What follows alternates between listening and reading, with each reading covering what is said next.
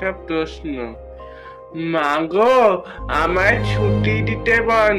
সকাল থেকে পড়েছি যে মানা, এখন আমি তোমার ঘরে বসে করবো শুধু পড়াখানা।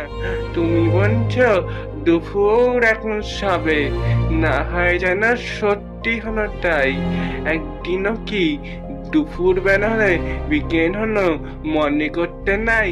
আমি তো বেশ ভাবতে পারি মনে।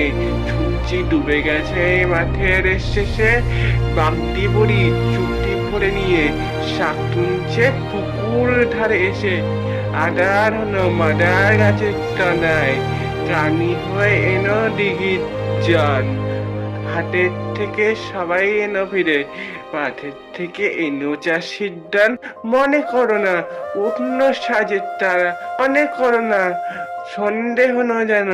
রাতের বেলা দুপুর যদি হয়, দুপুর বেলা রাত হবে না কেন? নমস্কার।